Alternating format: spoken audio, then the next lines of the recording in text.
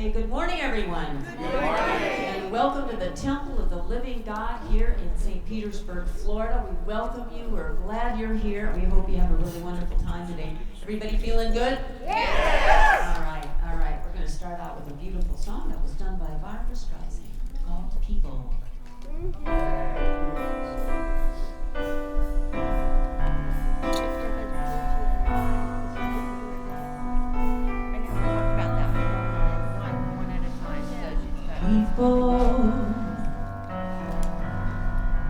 People who need people are the luckiest people in the world. That was a good idea, though. We're children needing other children.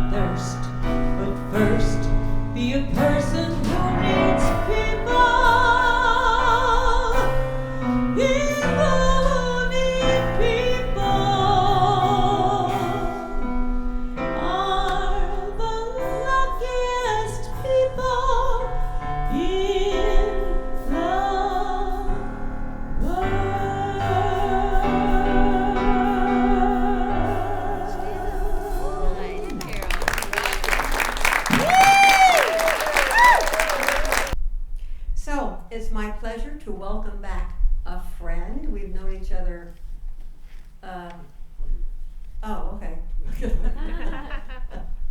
Yes, I knew it. It's been a while. Who's been with us for many, many years now. He shares his time between his home here in St. Pete and Costa Rica, so we're always delighted when he's able to be with us when he just happens to be in town. And his title is Happiness Material. I want to hear that. My selection for today is a short reading from Unity Daily Word. Today I celebrate life. The life of God fills me with energy and enthusiasm, and I rejoice in the experience of living. Divine energy flows through me to generate vibrant wholeness. Today I celebrate love.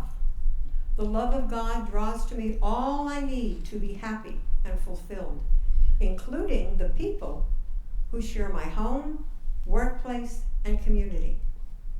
I rejoice in God's love, and I give thanks for the blessings I enjoy now and for those to come. Today I celebrate peace. The peace of God is the serenity of my soul that allows me to experience living in ways I had once not even considered. Today I join with others in celebrating the life, love, and peace of God expressing within me and as each individual in the world. So let us continue with what is always inspiring and absolutely fabulous music. Well, thanks. Thanks. Hey, happy Sunday, Temple family. Happy Sunday. So, sitting up front, I don't get to see the latecomers come in, so it's nice to see the place filling out. Hey, I'm bringing you a new song today. Well, it's not new to the world, but it's going to be new to you. It's by an artist named Toby Mac, and you might be familiar with it, and if not, we've decided to slow it down just a little bit, because I want you guys to really take the words in and make them your own. So, I hope you enjoy it. Here we go.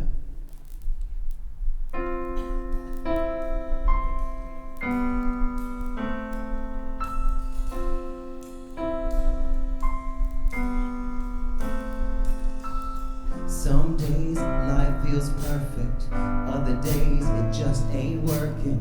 The good, the bad, the right, the wrong, and everything in between. It's crazy, amazing, we can turn our heart with the words we say.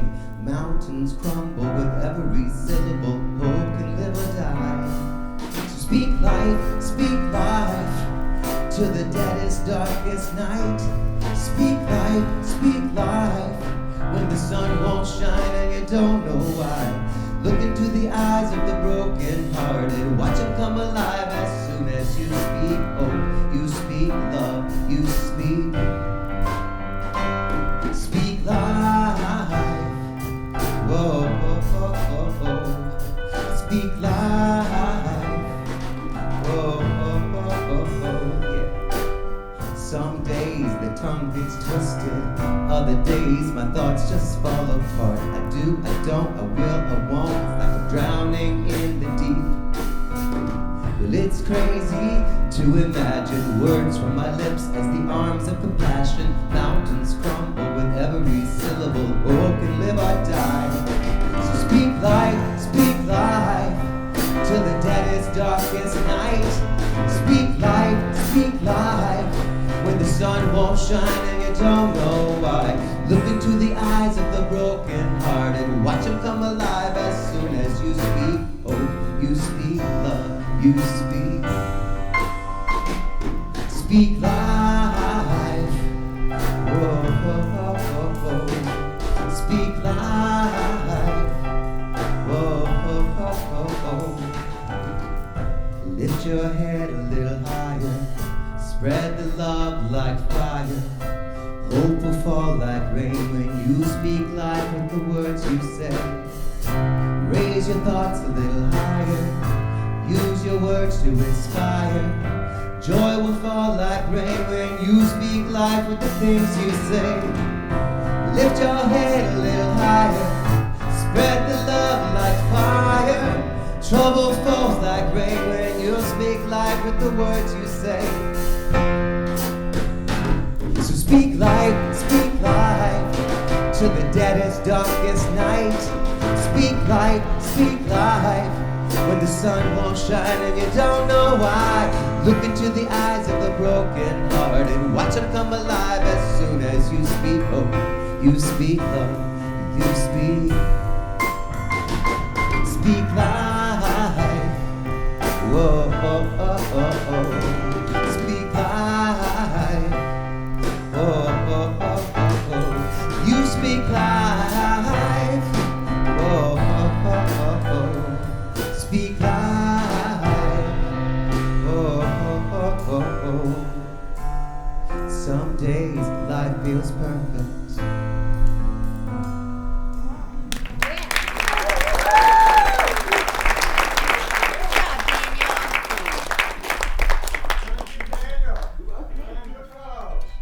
Good morning, everyone. Good morning. As always, it is a real delight for me to be back here at the temple and to see a bunch of friendly faces this morning.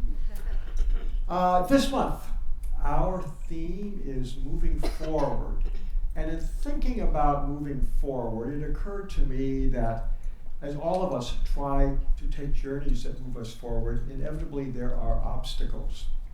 And one of the obstacles we all share to probably different degrees is the obstacle of unhappiness. And obviously, if that obstacle is too significant, it is going to impede our forward movement. Now, if you've heard me speak before, you know the one topic I like to talk about a lot is how to become happier, that is to overcome our unhappiness. Again, we are all unhappy to some degree. And you also know that somebody I like to talk about an awful lot is this guy named, I don't want to be irreverent, the Buddha Shakyamuni, who lived 2,500 years ago. And I will be talking about him a bit today, but I want to do something different. I want to talk about philosophies and wisdom teachers and thinkers who came along after Buddha to see what they said about what causes our unhappiness, how can we become happier, because if we see consistent themes along the way from what Buddha said 2,500 years ago up to the present time, it tends to validate what all of these philosophies and speakers going back to Buddha have said about how we can overcome our unhappiness. So I'd like to begin this morning by talking sort of simultaneously about Buddha and also about a philosophy that started not long after he died called Stoicism.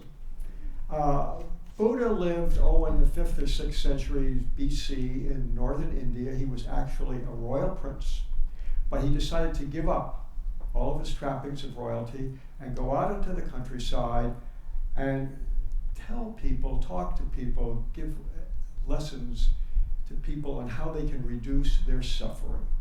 And just as today there is a lot of suffering in the world, back then there was obviously a lot of suffering as well. About 200 to 300 years after Buddha passed on, philosophy sprung up around 300 BC in Greece, known as Stoicism. And it spread eventually to Rome and probably hit a high point of popularity in the 1st and 2nd centuries AD in Rome. And the Stoics taught one of the things that we should all try to do is to be more virtuous in harmony with nature. That seems like a very, very useful and good thing to do. Interestingly, both Buddha and the Stoics taught the same thing about happiness and unhappiness. They both taught that what causes our unhappiness is not the external that we think is the cause of our unhappiness. That is the people, the situations, the places that we inevitably blame when we are feeling unhappy often. But rather our unhappiness is caused by the internal, which is to say our minds. And if we can somehow get control of our minds in a constructive way, we can reduce our level of unhappiness. Now, these are two groups of thinkers, maybe 300, 400, 500 years apart in time. Buddha said, with respect to happiness, our life is shaped by our mind. We become what we think.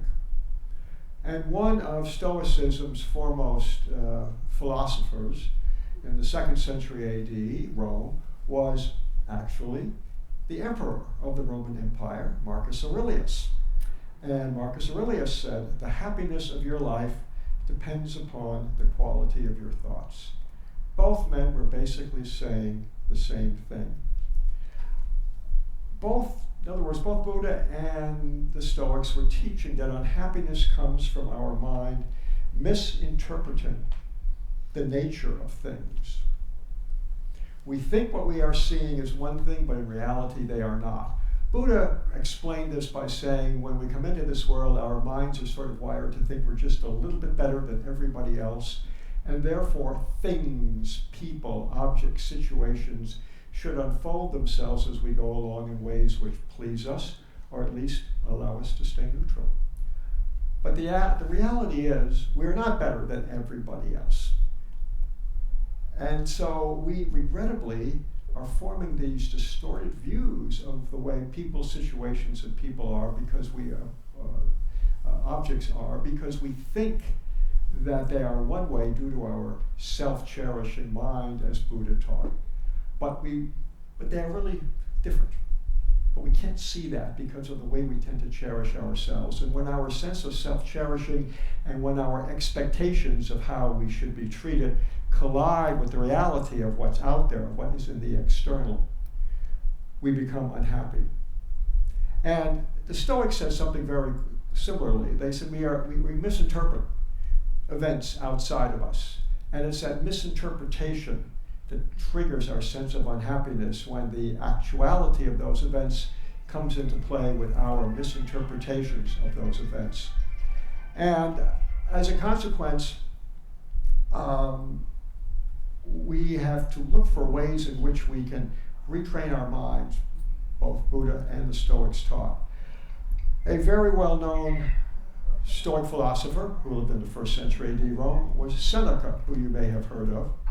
And Seneca taught, wherever there is a human being, there is an opportunity for kindness. That's a marvelous observation. Wherever there is a human being, there is an opportunity for kindness. Everybody we see, everybody we know, even people we might say, I can't stand that person, they are an opportunity for kindness. And the same goes for people we don't know but we may know of. They are all opportunities for our kindness. So both Buddha and the Stoics taught that we can control how we react, if we can control how we react to the external. Yes. We can be happier. But the big question is, how do we control the way we react to the external in a way that makes us happier? Now, Buddha did teach there are certain specific things we can do with respect to certain types of happiness that can roll back, dial back the level of unhappiness that they are producing in our lives. But both the Buddha as well as the Stoics taught there is one overarching thing we can do, and if we do that overarching thing, we are going to bring more and more happiness to ourselves because we are going to be decreasing our self-cherishing, as Buddha would put it, or we are going to be better interpreting events, as the Stoics would put it. And that overarching thing is to develop increasing compassion for other people. It seems so simple, but when you think about it, if your focus is removed from yourself constantly, which is normally where it is, to other people's well-being, there's got to be something that is good about that, not only for the other persons that we are focusing on, but for ourselves, because we are reducing that level of self-cherishing which distorts our view. Something I've referred to in the past as rose-colored glasses. We look at life in ways that we think is true, but it's really not. When I use the word compassion, one of the big components of compassion to keep in mind is having a sincere wish that a person's suffering is reduced. We all suffer. Every single person in this room, including myself, suffers. Another way of saying we are unhappy.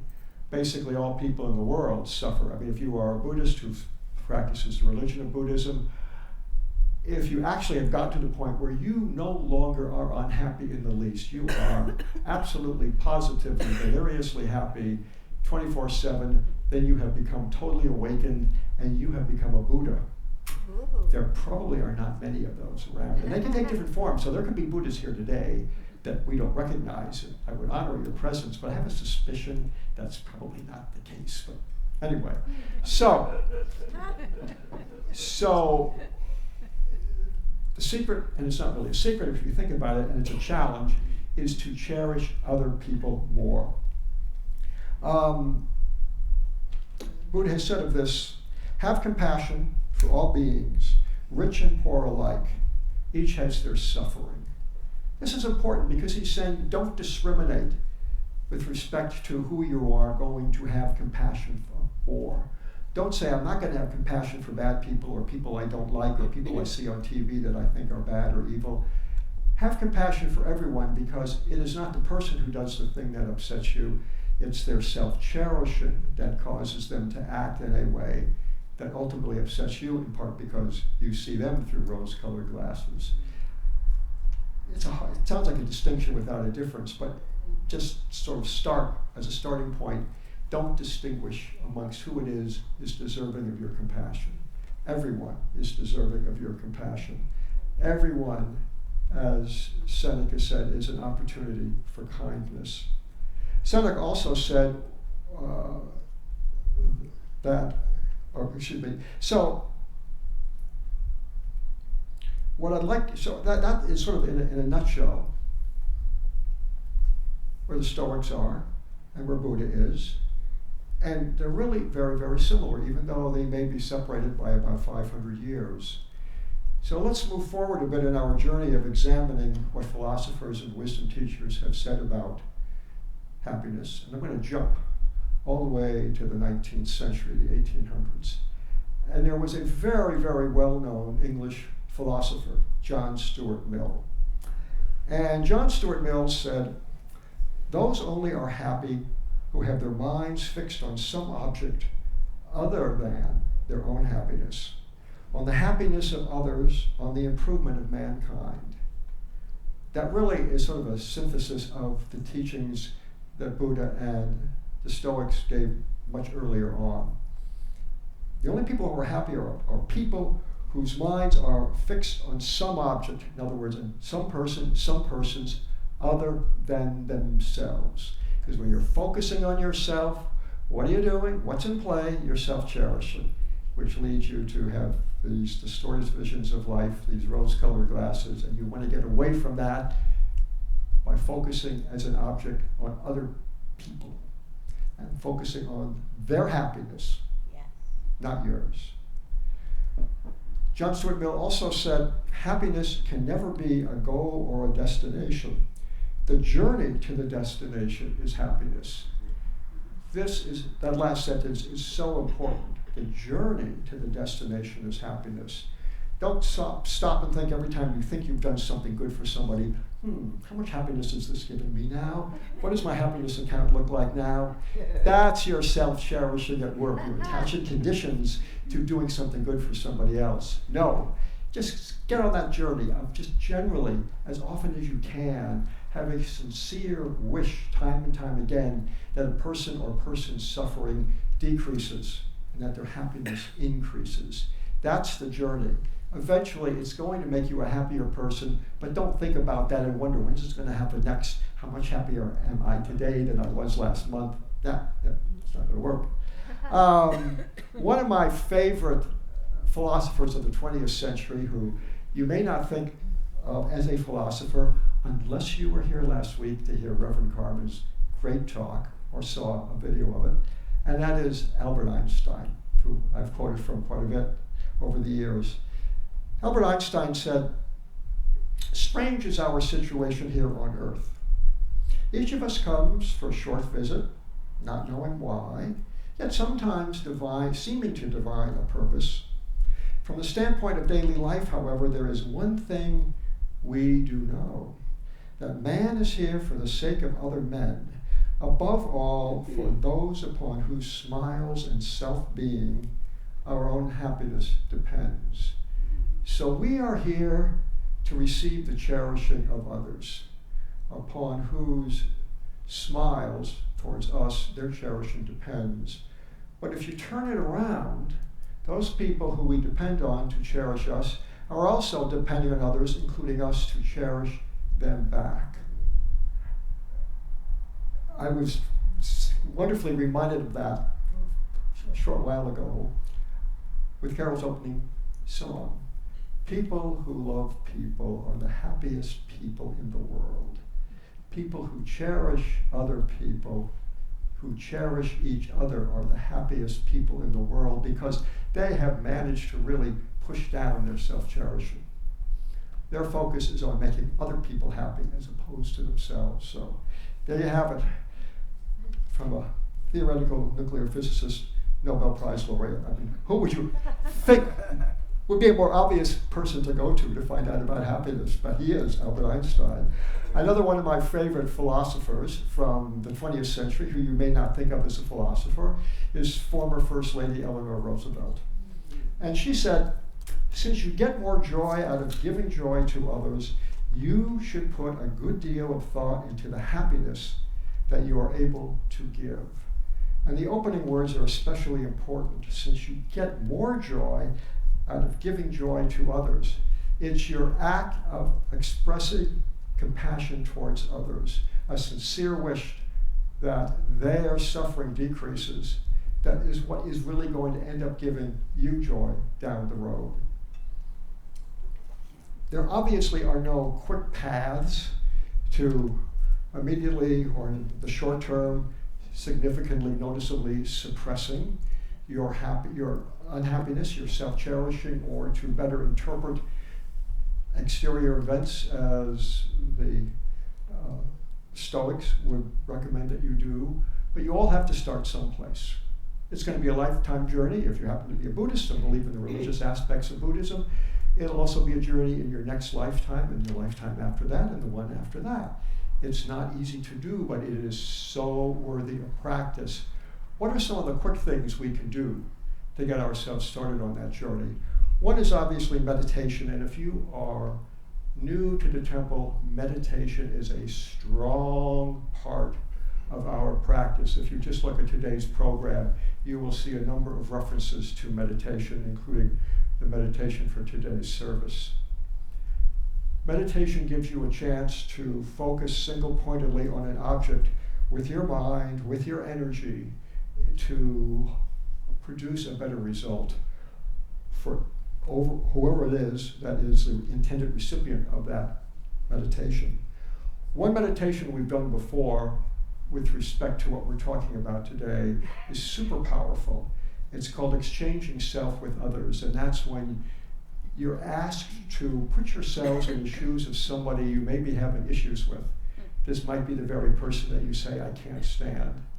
And try to look through their rose-colored glasses to see how they see life. Maybe you know about some things going on in their background that could cause them unhappiness, cause them suffering, whether it's an economic issue, a family issue, a medical issue.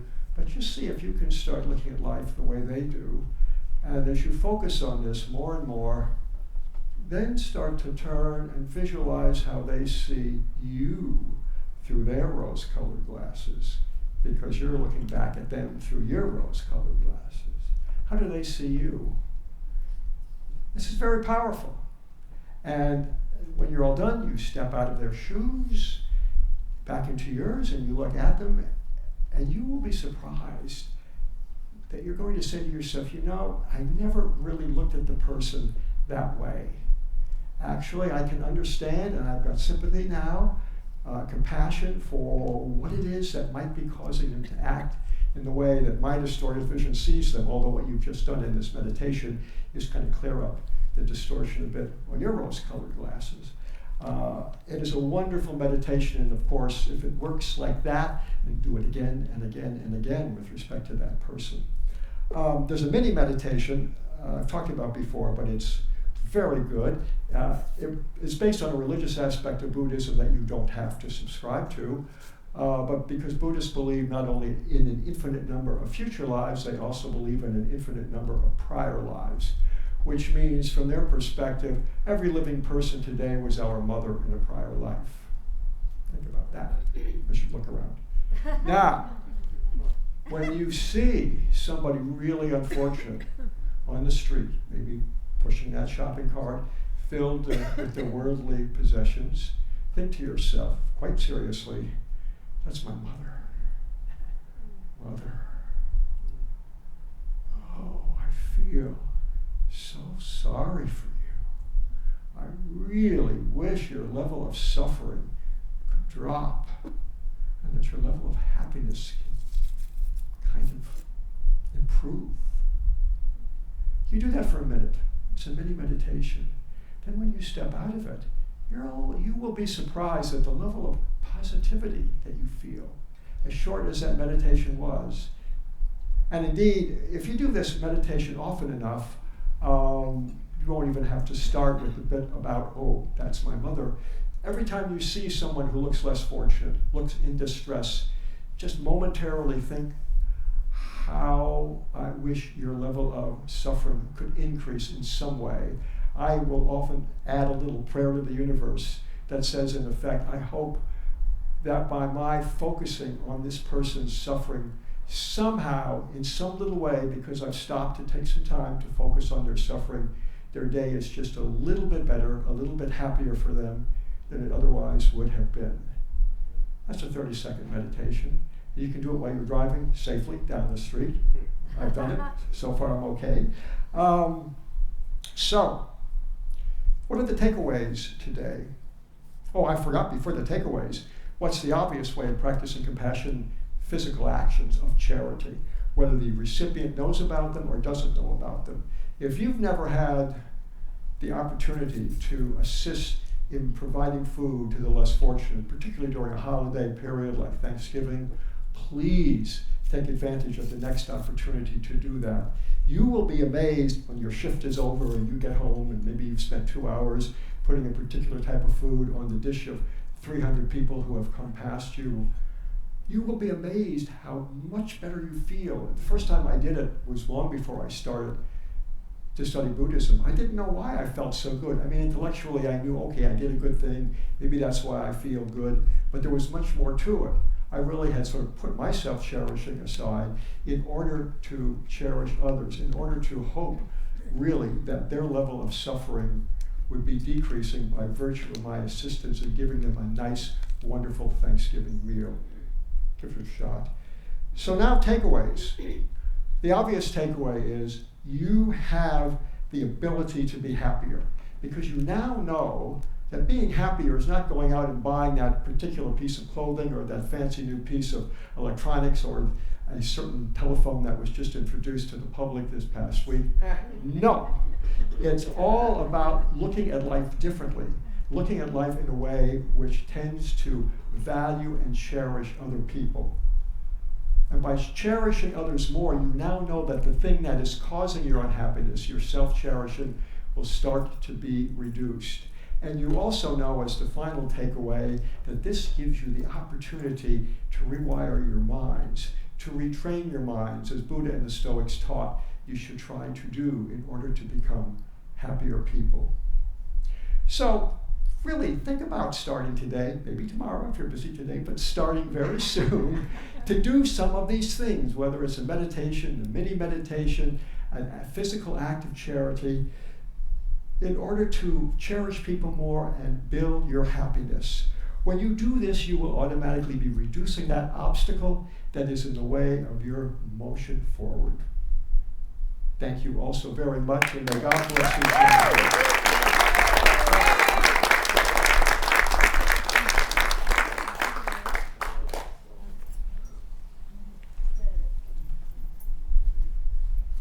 Thank you so much, John. Always wonderful to have you back and write us into your calendar your next sojourn back here in St. Pete.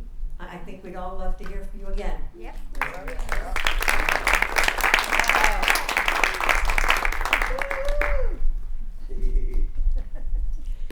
John has found a way to simplify and make immediately available thousands of years of philosophy. Thank you for just paring that down to something that is so doable for us this very day. Thank you.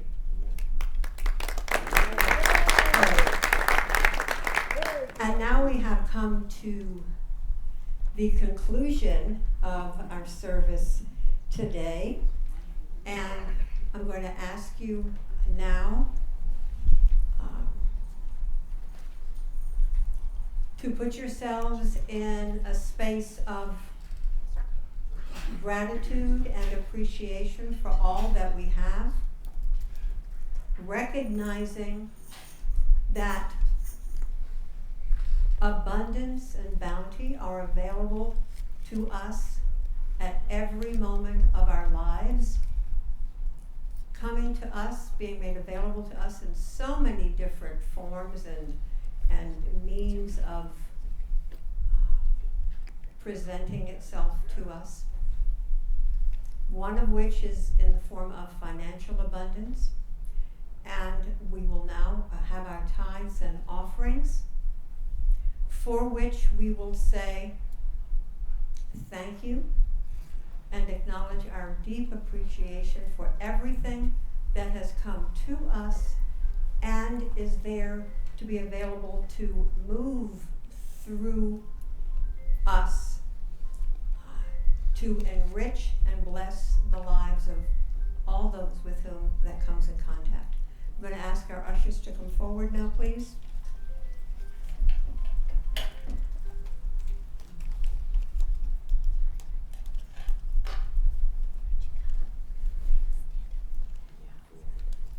Infinite divine source of all life, from the deepest part of our being we give thanks and we acknowledge all that we have received. For this we humbly say thank you, and it is so. Amen.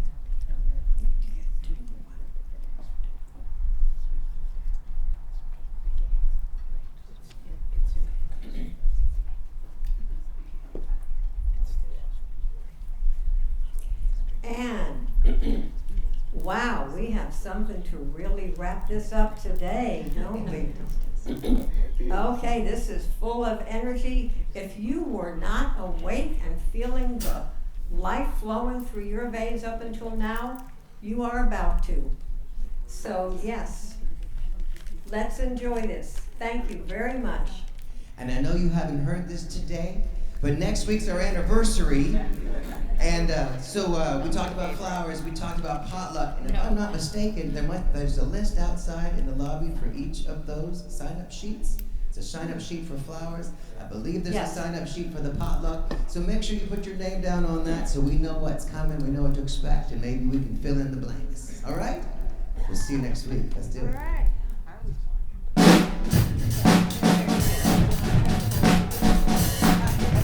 You guys know this song. Sing along with us.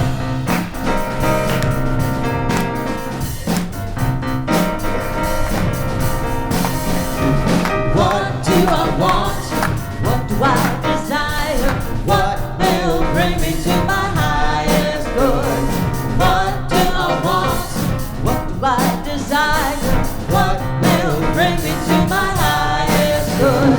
Prosperity, Prosperity. I claim it. I claim it. Abundance, Abundance. it is mine. It is mine. Love, Love flows through me. flows through me. I feel joy I feel joy all the time. all the time. I can have it. I can have it. I deserve it. I deserve it. I claim it. I claim it. It is mine. It is mine. I can have it. I can have it. I deserve it. I deserve it. I am it. I am It it. is mine. It is mine. Peace Peace fills my heart. fills my heart. I surrender I surrender everything. everything. Health, Health is my birthright. My birthright. Passion, helps me say, helps you say, I can have it, I can have it. I deserve it, I deserve it. I claim it, I claim it it. is mine. It is mine. I can have it, I can have it. I deserve it, I deserve it. I am it, I am it. it's my time, break it on down. Lonnie Nichols on the drums, everyone. Look at Bryant on the keys. Anything I want, anything I desire, anything that brings me to my highest good. Anything I want, anything I desire, anything that brings me to my highest good. I release, I release I let go, and let go.